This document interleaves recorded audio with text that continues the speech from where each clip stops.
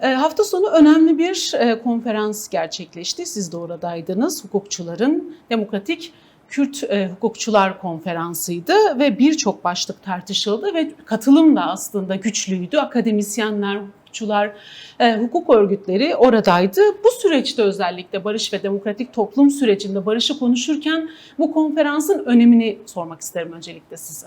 Ya önemli bir konferansı tabii ki. Uzunca bir aradan sonra gerçekleştirilen bir Kürt Hukukçular Konferansı oldu diyebilirim.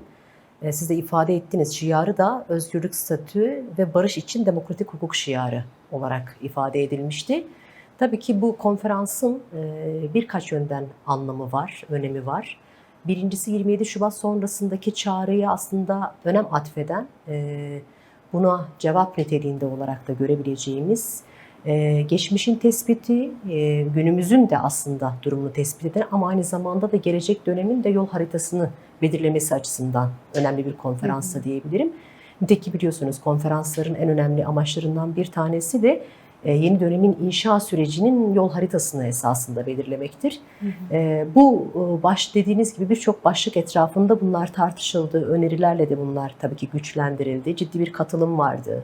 Kadınların, akademisyenlerin, baro başkanlarının olduğu, siyasetçilerin olduğu, yani 4 parça Kürdistan'ın bir kısmı diyelim. Tabii ki koşullar ne yazık ki her parçanın Bağkur Kürdistan'ın da buluşmasına izin vermiyor. Ama mesajları vardı. Yani Rojava'dan gelen hukukçuların mesajları vardı. Yine Rojhilat Kürdistan'ından Kürt hukukçuların mesajları okundu. Cezaevinde olan hukukçuların mesajları okundu. Yani diyebilirim ki 4 parçayı, 4 tarafı sarmalayan, bir bütünlük oluşturan, ortak bir duygu etrafında yeni döneme de cevap oluşturmaya çalışan güçlü, etkili, kararlı ve yeni dönemi de gerçekten de planlamasını da ortaya koyan önemli bir konferanstı. Başlıklar da oldukça önemliydi. Özellikle süreç kapsamında değerlendirdiğimizde Kürtlerin, tüm toplumun gündeminde olan başlıklar tartışıldı. Kürtler ve statü mesela tartışıldı. Yine entegrasyon başlığı vardı. Kadınların toplumsal sözleşmesi vardı. Belki onu ayrıyetten açmak gerekecek ama bu başlıklar neden önemliydi? Neden bu başlıklar belirlendi? Bunu açarken belki birazcık süreci de konuşmuş olacağız. Yani şüphesiz bu dönemin önemli tespitleriyle beraber çözüm önerilerinin geliştirilmesi gereken çok başlık var. Yani toplum çok yönlü bir yapıdan oluşuyor nihayetinde. Kürt sorunu gibi önemli kadim bir meselenin özünde evet ayrımcılık var ama bu ayrımcılığı ortadan kaldırılacak yapısal çözümlerin de olması gerekiyor. Haliyle siz bu sorunu tartışırken kadını ayrı tartışamazsınız.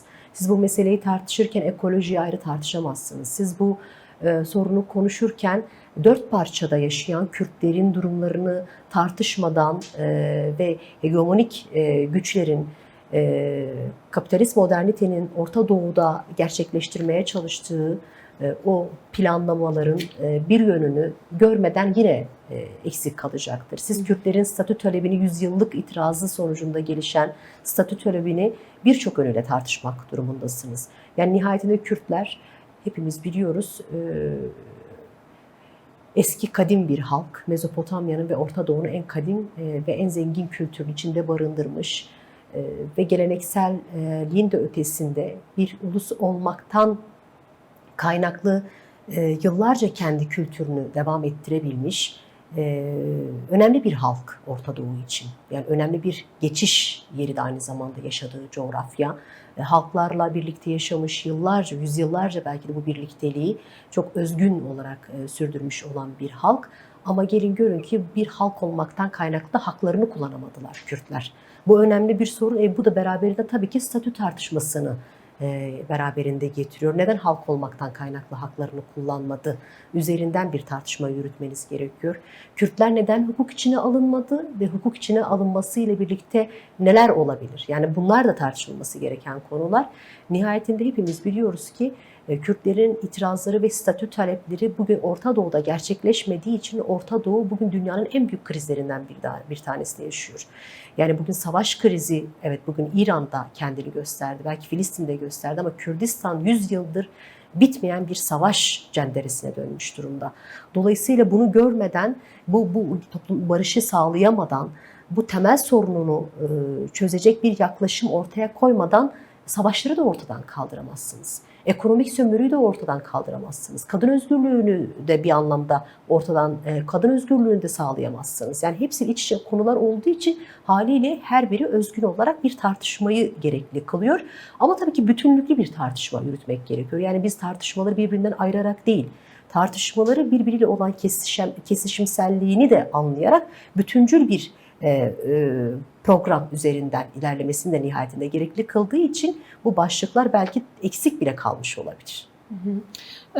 Bir diğer başlığımızda kadınların toplumsal sözleşmesi ve hukuktu.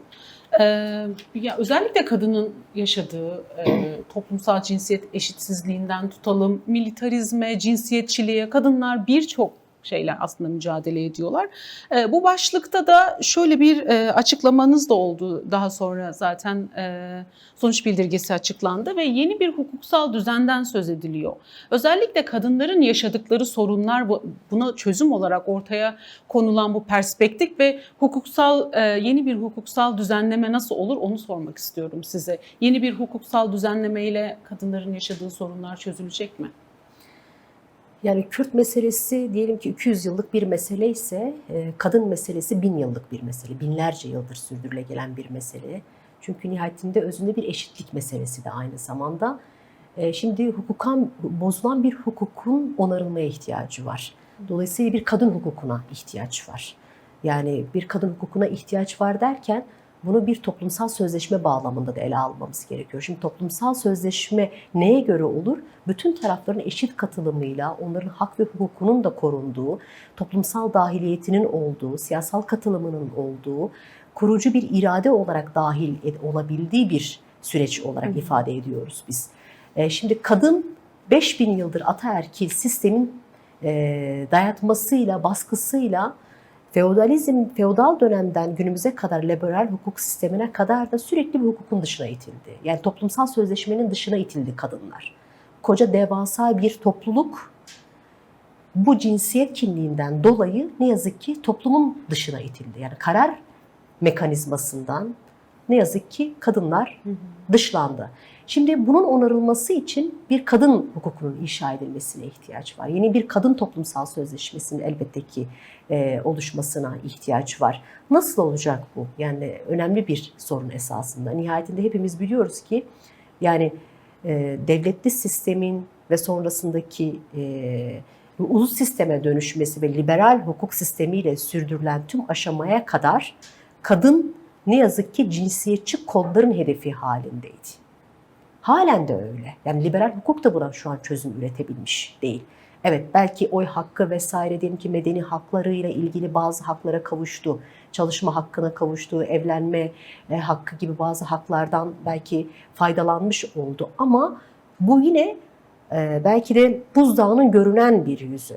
Yani nihayetinde ulaşamadığı, erişemediği devasa bir hak var nihayetinde. Çünkü kadının toplumsal ve siyasal katılımı halen de eksik. Avrupa kendini özgürlükler hukuku olarak örneğin ifade etmiştir. Son Avrupa Konseyi 2. Dünya Savaşı sonrasında yürürlüğe koyduğu ve asgari bir mutabakat olarak birçok devletin imzasına açılmış olan uluslararası sözleşmeleri düşündüğümüz işte kadına yönelik ayrımcılık, işte İstanbul Sözleşmesi gibi sözleşmeleri düşünsek dahi yine de bunun çok azını oluşturduğunu görüyoruz. Yani kadının toplumsal hayata dahiliyetinin eşit koşulları yapısal olarak da sağlanmış değil. Şekli bir eşitlik var ama gerçek bir eşitlik yok. Maddi bir eşitlik yok. Mevcut olanlar dahi törpüleniyor aslında baktığımızda. İşte İstanbul Sözleşmesi'ne örnek verdiniz. Türkiye çekildi. Medeni haklara saldırı söz konusu.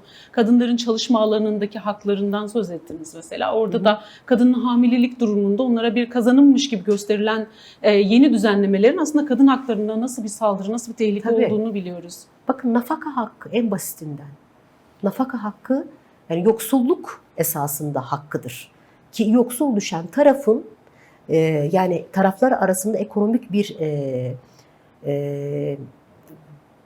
eşitsizliği, orantısızlığı yaşayan tarafa hükmedilen bir haktır örneğin. Ama daha çok kadın ihtiyaç sahibi olduğu için ve kadın ekonomik hayatın kendisinden zaten bir bütün olarak dışlandığı için, evlendikten sonra çalışmasına izin verilmediği için ya da ev içi bakıma, çocuk bakımına mecbur edildiği için zaten çalışma hayatının büyük bir oranından dışlanmış oluyor. Çalıştığı zaman da biliyoruz ki normal bir aldığı ücretin yarısı kadar bir ücret almıyor. Ya da koşullarından, sosyal güvenlik koşullarından faydalanamıyor o kadınlar. Gerçek eşitlikten zaten kastımız bu. Dediğiniz gibi bu bile şu an tırpanlanmaya çalışılıyor. Yani gerçek bir eşitliğin olmadığını görüyoruz. Dolayısıyla bu kadar yapısal bir meselede, yani ulus devlet evet nasyonalizmi, milliyetçiliği dayattı ama en güçlü kodlarından bir tanesi ulus devletin cinsiyetçilikti. Yani bununla kendini konsolide etti. Halen de bununla kendini şu an var etmeye çalışıyor. Dolayısıyla hani bu kodların değişmesine ihtiyaç var. Bu kurucu kodların yeni kurucu kodlarıyla kadın özgürlüğüyle değişmesi gerekiyor. Bu da gerçek yapısal soruna çözüm olan yapısal eşitliği sağlayacak kadın özgürlükçü bir sistemin inşa edilmesiyle pekala mümkün olan bir şey.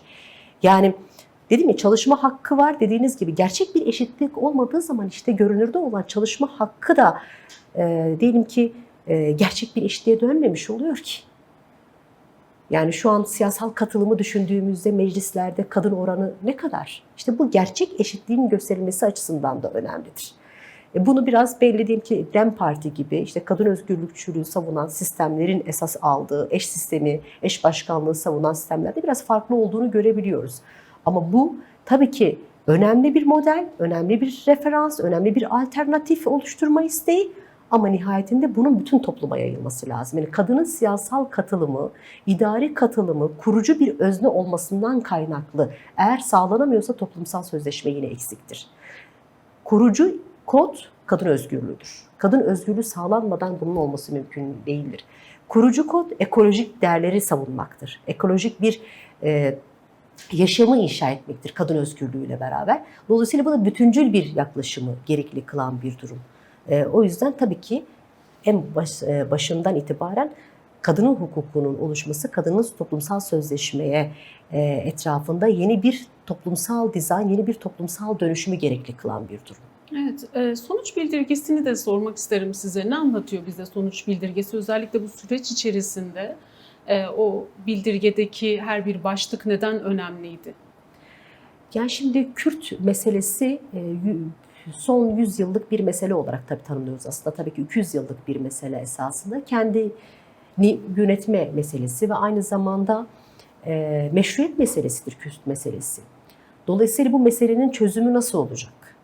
Yani devasa bir halk nüfusu var. Türkiye'de yaşayan, sadece Türkiye Kürdistan'ında da değil, 4 parçanın egemenlik alanında yaşayan Kürtler bugün en temel kolektif haklarından mahrum bırakılmış durumda.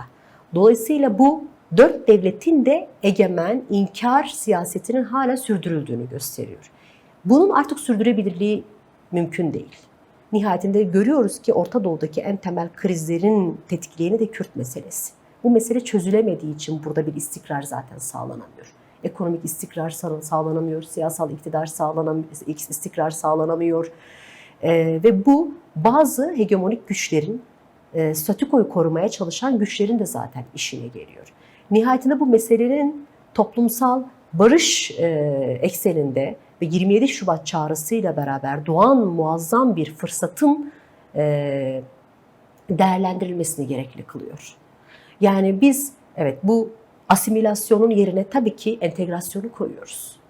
Yani entegrasyon asimilasyonun karşıtı olan bir alternatif inşa sürecidir. Yani kendini inkar edilen bir halkın kendini var kılabilmesi ve bu var kılmasıyla beraber yeni mevcut düzenle birlikte bütünlük sağlayabilmesidir. Ama bu da nedir? Bu da demokratik bir sistemin de inşasını gerekli kuruyor. Yani demokratik bir cumhuriyet olmalı ki gerçekten de onunla entegre olabilecek yeni bir yapıyla daha demokratik bir sistem doğabilsin. Yani Kürt mücadelesi, Kürt hak mücadelesi biraz da bunu zorunlu kılan bir şey. Cinsiyetçiliğe karşı kadın özgürlüğünü savunmanız gerekir. Yani kadın hukukunu, kadın toplum sözleşmesini siz toplumda sağlayamadan, eş sistemi, siyasal katılımı sağlayamadan, kadını bir kurucu irade yapmadan meseleyi yine çözemezsiniz. Bunlar kök meseleler. Kadın meselesi de bir kök mesele, Kürt meselesi de bir kök mesele. Ayrımcılık da esasında bir kök meseleyi barındırıyor. Nihayetinde bunların çözülmesi Türkiye demokrasisine katkısı açısından da önemli. Orta Doğu demokrasisine de bir anlamda katkısı olması açısından da pozitif bir yönü var. Bunu nasıl sağlayacaksınız? Pozitif entegrasyonla sağlayabileceksiniz. Yani pozitif entegrasyonu asimilasyona karşı bizim alternatif olarak gördüğümüz bir sistem inşasıdır zaten. Ve bunun da tabii ki belli geçiş hukukuna da ihtiyaç var. Mesela geçiş hukuku da tartışılan başlıklardan bir tanesidir. Bütün çatışma çözüm süreçlerinde bir geçiş hukukuna zaten ihtiyaç duyulur. Nihayetinde kutuplaşmış toplumlar bir araya gelmeden, müzakere etmeden sorunlarını çözemezler. Müzakere de bunun en önemli başlıklarından bir tanesidir. Entegrasyon önemli bir başlıktır. Çünkü müzakere olmadan zaten entegrasyon olamaz. Muhataplık olmadan, tanıma olmadan zaten entegrasyon da gerçekleşmez. Tanınmayı gerekli kılan bir durumdur bu. Ve bunların hepsinin de gerçekleşebilmesi aynı zamanda evet bir statükonun da değişmesi anlamına da gelir. Bu statükodan faydalanan, nemalanan, güç devşiren yapıların da aslında artık bunu kullanamaması anlamına gelir. Ve bu çözüm de tabii ki Kürt meselesinin nihai çözümü demektir. Demek anlamına gelir. Evet, siz bir geçiş yasasından, geçiş hukukundan da söz ettiniz. Bir yıl öncesine gidersek eğer Mayıs ayında aslında PKK kongresini topladı ve Temmuz ayında bir törenle, bütün kamuoyuna açık aslında, dünyanın gözü önünde diyebileceğimiz bir törenle bir silah yakma töreni oldu 11 Temmuz 2025'te ve bir yılı dolmak üzere bu tarihin. 30 kişilik bir grupla Beste Hozat'ın öncülüğünde gerçekleşen bir törendi. Ancak dönüp baktığımızda sizin de söz ettiğiniz geçiş hukuku dediğiniz kök yasa ya da çerçeve yasalar deniliyor ama hala meclise gelmiş değil. Birçok kulis bilgi tabii ki konuşuluyor, yazılıp çizilenler oluyor, yazılanlara karşı da aslında tepkiler oluyor yer yer. Ama henüz resmi olarak bir açıklama da yapılmadığı için aslında orada bir belirsizlik de söz konusu. Özellikle bu yasaları biraz sormak istiyorum size. Öncelikle aslında törenin bir yılı oldu. PKK'nın silah bırakma, silahlı mücadeleyi sonlandırması kararının bir yılı oldu. Dünden bugüne hala yasalara dair aslında bir taslak da kamuoyuyla paylaşılmadı. Biraz bunu değerlendirmek gerekecek sanırım öncelikle. Yani 27 Şubat çağrısı sonrasında Sayın Öcalan'ın ortaya koyduğu demokratik toplum çağrısı olarak da ifade ettiğimiz yeni dönem, yeni süreç tabii ki bazı istisnai ve çok olağanüstü gelişmelerin de yaşanmasına neden oldu. Dediğiniz gibi 11 Temmuz'da bu önemli tarihi eşiklerden bir tanesiydi. Hem sembolik anlamı hem de yani metaforik anlamdaki ifade şekli gerçekten anlamlıydı ve bütün dünyanın tanıklığında gerçekleşen bir şey oldu.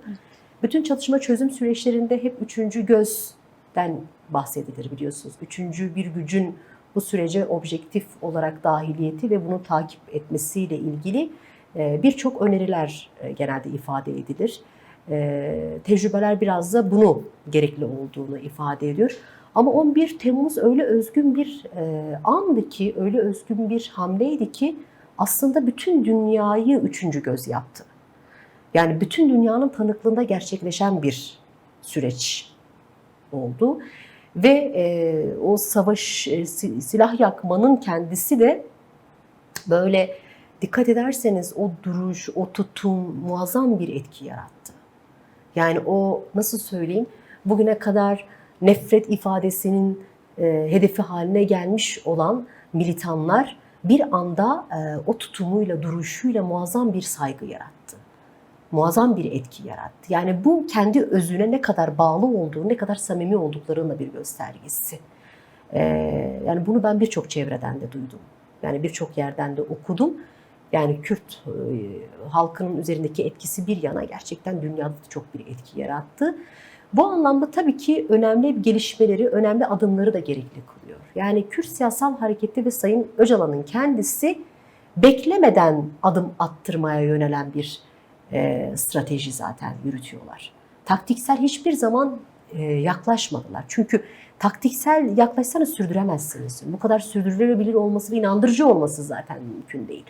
Dolayısıyla biraz o entegrasyon sürecinin pozitif aşamasına geçildiğinin de bir adımıydı o tarihi eşik. Bugün evet bu tarihi adımın başka adımlarla devlet nezdinde tamamlanacak adımlarla pozitif aşamaya geçirecek önemde adımların atılmasını gerekli kılıyor. Yasalar bunlardan bir tanesi. Geçiş hukuku dediğimiz yasalar, çerçeve yasa olarak da ifade ettiğimiz yasalar elbette ki bunu kalıcılaştıracak bir sürecin evrilmesine neden olacaktır. Yani evet, silahlar bırakıldı, silah bırakma iradesi çok net bir şekilde ortaya kondu ama bunun koşullarının, zemininin Türkiye'de sağlanıyor olması gerekir. Yani bunlar olmadan zaten o rantçı, silahtan beslenen ve bundan güç devşirilen alanın da tarafın da bundan daha fazla savaş üzerinden bir siyaset izlemelerini de izlediklerini de aslında bize gösterdi. Yani bunun uzamış olması buna hizmet edecektir. Toplumsal barışa zaten hizmet etmeyecektir. Hani neden adımlar atılmıyor meselesi tabii ki önemli bir mesele. Yani bu kadar kadim bir meselede ve bu kadar otoriter, bu kadar totaliter bir yapının kendini var eden bir halkın yokluğu üzerinden var etmeye çalışan bir ırkçılık üzerinden, milliyetçilik üzerinden kendini konsolide eden bir sistemin kolay kolay değişmediğini de gösteriyor bize. Nihayetinde bir savaş hükümeti var artık. Yani biz, evet, devlet bugüne kadar bu soruna nasıl yaklaştığını, çözüm iradesi ortaya koyamadığını biliyoruz. Ama bir savaş rantı var, bir savaş hükümeti var karşımızda. AKP hükümeti ne yazık ki şu an savaştan beslenecek bir noktaya geldi. Yani savaş üzerinden kendi rantını, kendi otoritesini konsolide etmeye çalışıyor. Muhalefeti dizayn etmeye çalışıyor. Yani birçok dinamiği var bunun. Bugüne kadar beslenenler, savaştan beslenenler bunu daha fazla sürdürmeye çalışıyorlar. Bunun kırılması pekala öyle kolay değil. Yani araçsal yaklaştıkları için, taktiksel yaklaştıkları için haliyle bir sürü krizin oluşmasına neden oluyor. Ve Kürt Özgürlük Hareketi, özellikle Sayın Öcalan'ın bu noktadaki adımları aslında devleti ve hükümeti sürece zorlama adımlarıdır. Devlet istediği için bu adımları atmıyor zaten. Devlet istemediği halde bu adımları atmak zorunda kalıyor. Böyle bilmemiz lazım. Dolayısıyla hani bu noktanın da bazen inişli çıkışlı krizlere yol açan bir süreç olduğunu, öyle düz bir çizgi halinde ilerleyemediğini, bu konuda da ciddi dirençlerin de olabileceğini, ki Sayın Öcalan'ın norm dışı devlet dediği, ifade ettiği şey soyut bir ifade değil zaten. Tam da bir gücün kendini konsolide edip bu meseleye yine gerçek çözüm olmayacak güvenlikçi bir yerden beslenerek yürütmek istediklerini de gösteriyor. Ama bunun da kırılması lazım. Sayın Öcalan aslında bunu kırmaya çalışıyordu bir yerde.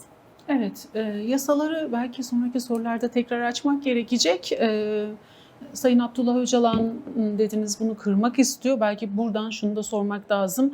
Müzakere diyoruz. Müzakerede taraflar olur ve bu tarafların koşulları da eşit olur. Ama ilk günler belki barış ve demokratik toplum sürecinin başladığı ilk günlerde bir iletişim söz konusu oldu. Ama sonradan aslında 1 ay görüşülmedi, 2 ay görüşülmedi. En son kendisiyle İmralı heyeti Mayıs ayında görüştü ve uzun bir süredir tekrar bir iletişimsizlik hali söz konusu. Böyle kritik, önemli, tüm toplumu ilgilendiren bir süreç devam ederken sürecin baş müzakerecisiyle bir iletişimin sağlanamamasının belki etkilerini konuşmak gerekecek. Sayın Abdullah Öcalan'ın fiziki özgürlüğünü istiyor Kürt halkı. Onunla bizzat görüşüp, düşüncelerini onlarla paylaşıp, onun düşüncelerini bizzat onun ağzından dinlemek istiyorlar. Ama bu imkan da hala sağlanmış değil. Buna tepkiler de var. Nasıl değerlendirmek lazım? Yani dediğiniz gibi 40 günü aşkın bir süredir kesintisiz hiçbir şekilde bir görüşmenin olmadığı bir süreç yaşadık. Ondan önce de kesintiye uğrayan 1 ayı aşkın süre gelen bir iletişimsizlik ve sorunu vardı. Yani şimdi bu biraz hükümetin beklentisini de, yaklaşımını da ortaya koyuyor. Nihayetinde bu görüşmelere izin veren bakanlık, Adalet Bakanlığı, saray rejimi ve bu kendiliğinden gerçekleşen bir şey değil. Her ne kadar hükümetin ortağı MHP bu yönlü daha pozitif açıklamalar yapmış olsa da yani devlet de kendi içinde hani klasik Osmanlı Ali Cengiz oyunları ifade ettiğimiz bir terim var ya, bence bunu bilinçli tercih ediyor diye düşünüyorum. Yani onlar da bir muhataplık sağlanmadan meselenin zaten ilerleyemediğini farkındalar. Yani nihayetinde toplumsal barışa evrilmesi için yeni bir sürece geçmesi ve silahların tamamen bırakılması, Türkiye için şiddetin tamamen artık devre dışı olma ihtimalini düşündüğümüzde devlet bu noktayı biraz kontrollü bir şekilde yürütmek istediğini de gösteriyor. Hükümet de bu süreçte benim bekam ne olacak diye bakıyor. Yani bunlar iç içe geçen şeyler. Bazen böyle birbirinden çok ayıramadığımız da olabilir. Yani devlet, hükümet ne istiyor? Aslında şu an aynı bir akıl var. Ama o akıl parçalı bir akıl. Yani o akıl da ne yaptığı konusunda hala net değil. Evet, bu meseleyi tabii ki hala güvenlik perspektifinden bakmaya devam ediyor.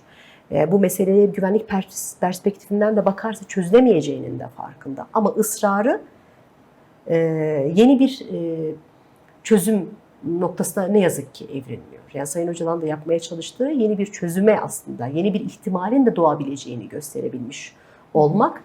Şimdi bu bizim açımızdan neyi de gösteriyor?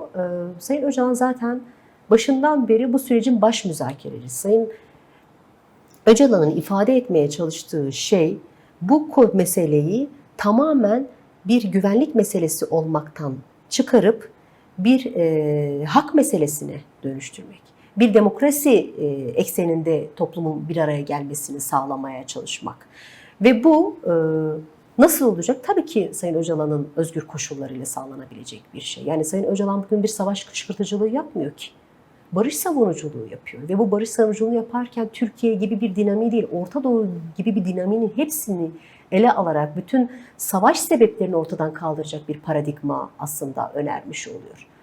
Bugün Rojava meselesine niye takıldık biz? Hala neden bu kadar uzamış Rojava meselesi? Hala neden bir Kürtçe seçimlik ders üzerinden biliyorsunuz ki Rojava'da ciddi bir kriz var. Çünkü buradan bağımsız değil. Burası da oradan bağımsız değil. Rojava'da büyük bir savaş var.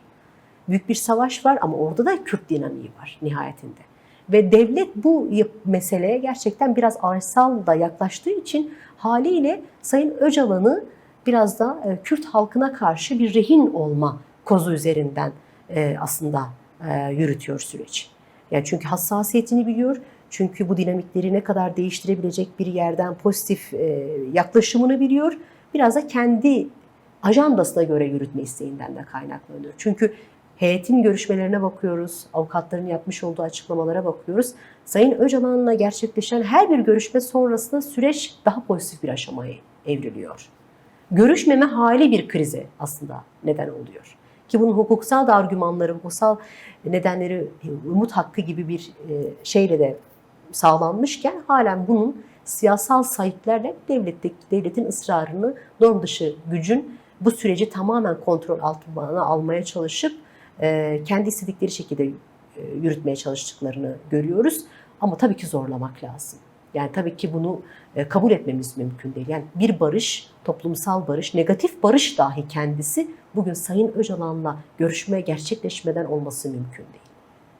Yani dedik ya, şiddetin kök nedenlerini ortadan kaldırmadan bunu yapamazsınız. Ki Sayın Öcalan kurucu bir iradedir artık. Kürt meselesinde kurucu bir iradedir. Siz bu kurucu iradeyi tanımadan, muhatap almadan, koşulları eşitlemeden, özgürlüğünü sağlayamadan yürütemezsiniz. Aslında toplumda evet Kürt Halk Önderi Abdullah Öcalan'a inandıklarını ve güvendiklerini söylediler ilk günden itibaren. PKK'nın silah bırakma töreninde de evet barış olacağı için belki bir heyecan vardı ama çok duygusal anların da yaşandığını hatırlıyoruz. Çünkü özgürlük mücadelesinde yakınlarını, çocuklarını kaybeden sayısız aile vardı. Bu noktada bu karmaşık duygular içerisinde sürece bir inanç oluştu. Barışa dair bir inanç oluştu. Ancak gelinen noktada özellikle her ne kadar yine gelip yasalara takılsak da, çerçeve yasaların hala taslağının dahi paylaşılmamış olmasına gelip takılsak da bunun bir toplumsal ayağı da var. Yani Kürt halkının inancı. Özellikle yasalara dair bu çerçevenin açıklanmaması, içeriğine dair bir bilginin olmaması, bazen kulis haberlerle aslında toplumun da bulandırıldığını görüyoruz ve bu haberler çok da tartışma yarattı. Biraz toplum ayağını konuşacak olursak, yani bir umutsuzluk, bir karamsarlık ya da bir inançsızlık toplumda oluştu mu? Şu an toplum ne hissediyor, ne düşünüyor? Sizler de aslında birçok çalışma yapıyorsunuz halkla birlikte. Neler söylemek istersiniz? Sayın yine Öcalan'ın ifadesiyle başlamış olayım. Kendisi bütün görüşmelerde bir beklentinin oluşacağı ruh halinden vazgeçilmesi gerektiğini ifade ediyor. Bakın bu süreci hepimiz biliyoruz ki Sayın Öcalan'ın çağrısıyla gerçekleştirildi. Bu sürecin kendisi. Yani deyim yerindeyse devleti ikna eden Sayın Öcalan, Özgürlük Hareketi'ni ikna eden Sayın Öcalan, halkı da ikna eden Sayın Öcalan. Yani şu an eğer bir tecrit varsa bunun önüne geçilme isteğidir zaten. Yani bunun toplumdaki ayağının örgütlenmesinin yaratacağı motivasyon, coşku ve psikolojik üstünlüğünün alınması isteğidir, çabasıdır. Dolayısıyla toplum yönünün inşası tam da bu beklentiye girmeden inşa sürecini başlatın demesindeki neden budur esasında. Demokratik toplum inşa edilerek gerçekleştirilir. Demokratik toplum bir lütufla, bir devletin adım atmasıyla gerçekleşmez. Devlet adım da atabilir, af yasaları da çıkartabilir, anayasal engelleri de kaldırabilir. Ama siz demokratik toplumu inşa etmeden bunu sağlayamazsınız. Gerçek bir demokratik toplumu oluşturamazsınız. Mesela Sayın Öcalan'ın kültüralist, federalizm gibi yaklaşımların ötesine geçen demokratik toplumu önermesindeki amaç da bu. Kültüralizm dediğimiz şey özcü bir yaklaşımdır. Yani egemen, muktedir olanın kutsiyet atfederek diğer kimlikleri dışlamasıdır esasında. Sayın Öcalan dışlamadan kendini var eden ama aynı zamanda diğer toplumlarla, halklarla, inançlarla, etnik gruplarla da bir arada yaşamanın mümkün olabildiğini demokratik toplumla ortaya koymuş oluyor esasında. Şimdi bu da inşa ile olacak bir şey. İnşa ısrarındaki amaç da bu zaten. Çünkü inşada rıza vardır. Çünkü inşada örgütlü bir yapı vardır. Ulus devlet zor aygıtıyla bunu yaptı. Cebir yetkisiyle bunu yaptı. Hukuku araçsallaştırdı. Bunun hukukunu oluşturdu. Başkalarını bu hukukun içine almadı. Bir etnik kimlik üzerinden yaptı. O zaman siz ne yapacaksınız? Bunun hukukunu oluşturmak zorundasınız. 4 Temmuz, 5 Temmuz'daki konferans da bunun hukukunun toplumsal ayağını nasıl oluşturabiliriz üzerinden de bir cevap esasında. Toplumu örgütleyerek bunu yapabilirsiniz. Devlet üzerinde bir baskı oluşturabilirsiniz. Ve siz nihayetinde bir süreç varsa bu süreç aslında Kürt meselesini Türkiye toplumuyla tanıştırma süreci olarak da düşünebilirsiniz. Bu bir fırsat. Şu an Kürtlerin önündeki en büyük meselelerden bir tanesi neydi? Evet, süre gelen bir şiddet de vardı ama Kürtler hiçbir şekilde toplanma haklarını dahi kullanamıyorlardı. İfade hakkını dahi kullanamıyorlardı. Bakın bu süreç neye şu an yol açtı? Şu an stabil bir hale geldi. İşte tam da örgütleyebileceğiniz, bunun ayaklarını, saç ayaklarını oluşturabileceğiniz, toplumsal meşruiyeti rıza üzerinden örgütlü bir toplumu demokratik topluma dönüştürebileceğiniz sürecin tarihi bir fırsatı doğmuş oldu. Ve biz bunun için dil, kültür talebimiz varsa biz toplumda dili, kültürü bir örgütleme alanı olarak düşünmemiz gerekiyor. Kadın özgürlüğüyle ilgili bir talebimiz varsa toplumsal cinsiyete karşı, eşitsiz cinsiyetçiliğe karşı bizim kadın özgürlüğünü bütün sistemde, bütün mekanizmalarda inşa ederek bunu önüne geçebiliriz. Siz zaten inşa ettiğiniz zaman bir meşruiyet yaratmış olursunuz. Meşruiyeti hiçbir kanun engel olamaz. Yarattığınız meşruiyeti, rızayı hiçbir anayasal engel ortadan kaldıramaz. Devlet de işte bu meşruiyetin oluşmasını istemiyor. Bu rızanın oluşmasını istemiyor. Bu gönüllü birlikteliğin oluşmasını istemiyor. Yani katı ısrarındaki amaç da bu. Ama biz onu bloke edebiliriz. Demokratik toplumu inşa ederek dil, kültür, sanat, çoğulcu değerleri ortaya koyarak, kendimizi örgütleyerek, mekanizmalarımızı örerek, ana dil talebimizi birçok kurumumuzun ana örgütleme alanı olarak sağlayarak, eş sistemi, eş başkanlığı örerek, bu konuda toplumsal bilinci sağlayarak, toplumsal aynı zamanda siyasal katılıma kadınları kurucu bir irade olarak dahil ederek zaten gerçekleştirebiliriz. Meselenin aslında özü bu. Yani biz demokratik toplumu inşa ederek Kürt özgürlüğünü, kadın özgürlüğünü sağlayabiliriz. Bu yasanın yansıması sizce nasıl olur değerli Turhallı? Yani yasalardaki bu değişiklik, yeni bir hukuk düzeninden söz ediyorsunuz ve her bir başlığı açtık aslında neden o noktalarda önemli. Bu yasaların topluma yansıması nasıl bir değişim sağlar mesela Türkiye'de? Nasıl bir örnek olur bu değişim? Yani şu an bu yasaların bir kere asgari bir mutabakat üzerinden çıkıyor olması lazım. Yani bu yasa karşılıklı müzakerenin sonucu olarak çıkması gereken yasalar olmalı. Ki biliyoruz yani Sayın Öcalan'ın da heyetin de bu konuda bir mutabakatı vardı. Ama her nasılsa bu mutabakat yansımadı dışarıya. Yani hükümet bu konudaki lütufkar ve kendi ajandasını yürütecek bir süreç üzerinden yürütürse elinde patlar. Bu sürecin değişmesi mümkün değil yani. Biz bu yasaları tabii ki bu anlamda pozitif anlam atfetmek istiyoruz. Geçiş dönemi dediğimiz barış yasaları özgür yurttaşlığın güvencesidir aynı zamanda. Barış yasaları olmadan, sağlanmadan özgür yurttaş ve diğer aşamalara zaten geçmeniz çok zor devlet nezdinde. Ve bu yüzden de bunun evet beklendiği tarih her ne kadar Temmuz olsa da şu an hükümet bu konuda ciddi kendi içinde bir kararsızlık taşıyor. Çünkü araçsal yaklaşıyor mesela. Yani bu kadar olumsuz yaklaşmasına rağmen dediğim gibi bu süreci yürütmek zorunda kaldı aslında hükümet. Bunu bilmemiz gerekiyor. Ama pozitif bir yönü olursa yani bu dediğimiz böyle kategorize etmeden işte hani suça bulaşanlar, bulaşmayanlar, cezaevinde olanlar, dışarıda olanlar yani bunların hiçbir manası, anlamı yok esasında. Çözüme de katkısı yok. Bir yasal düzenleme yapacaksanız zaten yıllardır siz eşitsiz yararlandırmışsınız siyasi mahkumları. Yani siz koşullu salıvermedeki infaz rejimini, maddelerini dahi eşit uygulasanız birçok insan çıkacak. Hasta mahpuslarla ilgili olan süreci siyasal bir amaç olmaktan, adli tıpı bu konuda araçsallaştırmadıktan sonra da bir çözüme katkısı olacak. Ya da Avrupa İnsan Hakları Mahkemesi'nin bugün umut hakkı ile ilgili kararı uyguladığınız zaman da mesele çözülmüş olacak. Ya da siyasi tutsaklarla ilgili işte Kobani davasının tutsakları ile ilgili biliyorsunuz verilen ahimde 4-5 defa karar var. Ve bu kararları zaten siz uyguladığınız zaman da bir anlamda yasaya da gerek kalmamış olacak bir. Yani bunlar biraz sürecin de pozitif yöne evrilmesini de sağlayacak bir şey. Ama benim gördüğüm kadarıyla hükümet psikolojik üstünlüğü de vermek istemiyor. Psikolojik üstünlüğü tamamen kendi siyasal argümanları üzerinden, kendi siyasal iktidarını BK'sı üzerinden kurgulamaya çalışıyor. Ve bir denge izliyor aslında orada. O dengede de evet tamamen yok saymıyor bu süreci. Ama muhalefete saldırarak bu süreci sabote etmeye çalışıyor. Dediğiniz o hukuksal adımları işte umut hakkı, ahim kararları ya da bazı kararları uygulamayarak direnç göstermeye çalışıyor. Ama olması ve olması için hükümete baskı kurmak ve toplumsal bir baskıyı dönüştürmek gerekiyor. Çünkü demokratik toplum süreci toplumdan bir basınca dönmezse siyasal iktidarların kaderleri terk edilemez. Siyasal iktidarın hangisi demokratik olsa dahi bu meseleye samimi yaklaşamaz. Evet.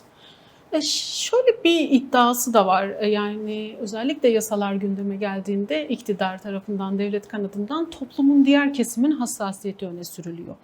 Siz siyasetçiler nasıl okuyorsunuz? Yani özellikle Türk toplumundan söz ediliyor. Türk toplumunun bazı hassasiyetleri. Onun için aslında bu sürecin bu kadar uzadığı, hala bir netliğin olmadığı yönünde bazı imalarda bulunuyor. Bu öne sürülüyor en azından toplumun hassasiyeti. Nasıl okuyorsunuz? Türk toplumu hazır değil mi böyle bir barışa? Şimdi barış meselesi Türkiye'de hep böyle güvenlikleştirildi. Güvenlik meselesi haline getirildi. Oysa ki en güvenli sistem barışın kendisi zaten. Yani siz güvenliği barıştan doğru zaten kurabilirsiniz. Ama ne yazık ki devlet ve siyasal iktidarların hepsi bunun tersi yönünde bir tercihi yaptılar. Şimdi burada bence şu önemli bu meseleye yaklaşırken nihayetinde evet bölünmüş toplumlarda toplumları müzakere edecek noktaya getirmek öyle kolay değil. Yani bu toplum Kürt ve Türk diye ayrıldı. Yani Türk kendini Kürt'ün varlığını kendi varlığına bir saldırı olarak düşündü. Yani bu sıkıntı şurada. Yani milliyetçilik dediğimiz şey esasen devlet milliyetçiliği olarak Cumhuriyet'in kuruluşuyla başladı ama ne yazık ki halkın milliyetçiliğine dönüştürüldü. Ve bu toplumları ne yazık ki böldü. Kürtçe şarkı söylendiği için Kürtler saldırıya uğradılar. Katledildiler. Ayrımcılığa maruz kaldılar. İşe alınmadılar. Yaşlı teyzelerimiz, annelerimiz için tercüman dahi bu getirilmek istenmedi. Yani bu kadar kendi beka meselesi haline getirildi. Bölünmüş toplumların öyle bir dezavantajı var. Ama nihayetinde bu bölünmüş toplumların bölmek istenen, yani egemen kılınmak istenen halka da bir yararı yok. Şu an yaşadığımız en büyük kriz, ekonomik kriz Türkiye halkları açısından bakarsak değil mi? Bunu güvenlik meselesinden, bunu savaştan ayrı düşünebilir miyiz? Hayır. Evet. Otoriter sistemin bugün CHP'ye saldırının, kayyum atanmasının, kendi başkanlarının tutuklanmasının, işte diyelim ki mal varlıklara el konulmasının, çok rahat tutuklanıyor olmasının, bir stand-up gösterisi yapan, çok normal bir diyelim ki espri yapan bir kişinin tutuklanmasını bu meseleye yaklaşımdan ayrı tutabilir miyiz? Hı hı. Çünkü bölünmüş toplumlar toplumları daha fazla böler. İmtiyazlı bir sınıfın doymak bilmeyen bir hegemonya yarışı vardır. Bu bazen CHP de iktidarda olsa belki AKP'ye bunu yapacaktı. Ama AKP bugün iktidar, bunu CHP'ye operasyon olarak dönüştürüyor. Dolayısıyla bunun çözümü daha fazla bölmek değil, bir araya getirmektir. Ve bunu müzakereyle ancak gerçekleştirebilirsiniz. Toplumları bir araya getirerek bu meselenin özünü ortaya koyarak ve eşit onurlu bir yurttaşlık güvencesi sağlayarak gerçekleştirebilirsiniz. Programımızın da sonuna geldik ama son mesajınızı da almak isteriz. Özellikle 11 Temmuz'un yıl dönümü ve süreç kapsamında son olarak neler söylemek istersiniz? Yani önemli bir süreçteyiz gerçekten. Toplumsal süreçlerin belli tarihsel dinamikleri olur, belli tarihsel eşikleri olur. Hı hı. O tarihsel eşikleri de bizim şu an tanıklığımızda gerçekleşiyor. Ama bu tarihsel eşiği daha pozitif bir aşamaya getirmek bence hepimizin sorumluluğunda olan bir şey diye düşünüyorum.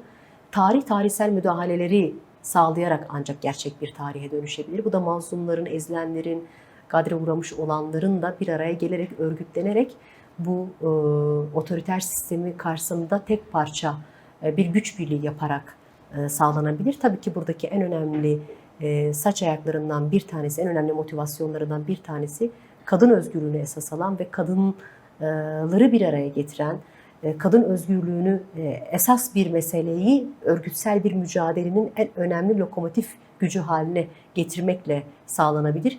Bu süreçte herkes rolünü oynarsa demokratik toplumun da inşası, demokratik toplumun gerçekleşmesi de kesinlikle çok uzak değil, çok yakınımızda diyebilirim.